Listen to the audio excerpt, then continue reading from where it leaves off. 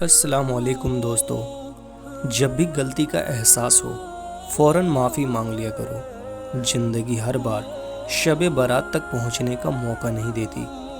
دوستو، زندگی نہ آسان تھی، نہ ہے اور نہ ہوگی، تو بہادر بنے، رب پر توکل رکھیں اور مسکرایا بھی کریں۔ دوستو، اللہ کے لیے جینا انسانوں کے لیے مرنے سے بہت بہتر ہے۔ دوستو، جب دل میں کھوٹ ہو تو دعا، عطا اور محبت تینوں راستہ بدل لیتی ہے۔ جب بندہ مخلص ہو تو عزت میرا رب دیتا ہے، اور اپنی زندگی کو ایک امانت کی طرح گزارو، کیونکہ ایک نہ ایک دن یہ اپنے مالک کو واپس کرنی ہے۔ دوستو، تم جو دیتے ہو تم نہیں دیتے، تمہیں تو دینے کی توفیق بھی دینے والا دیتا ہے۔ دوستو، ایک بات پر ایمان رکھیں، جو انسان ہمارے حق میں بہتر نہ ہو، اللہ اس انسان کو ہم سے دور کر دیتا ہے۔ دوستو، دنیا میں آنے کی خبر 9 مہینے پہلے مل جاتی ہے، اور دنیا سے جانے کی خبر 9 سیکنڈ پہلے بھی نہیں ملتی۔ لہٰذا احتیاط کریں، دوسروں کا حق کھانا چھوڑ دیں اور دوسروں کے پیچھے بات کرنا چھوڑ دیں۔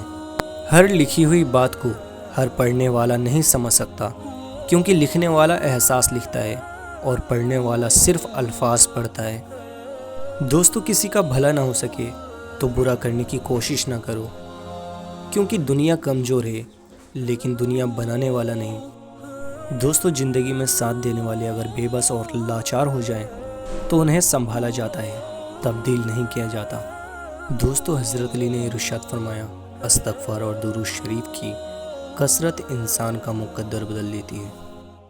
دوستو، آسمان میں قبولیت اور مقبولیت کے ضابطے الگ ہوتے ہیں۔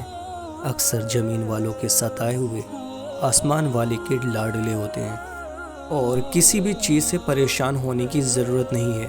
اے انسان، نہ تو یہ درد ہمیشہ رہنے والا ہے اور نہ ہی یہ زندگی۔ دوستو، اگر میرا علم مجھے انسان سے محبت کرنا نہیں سکھاتا تو ایک جاہل مجھ سے 1000 درجہ بہتر ہے۔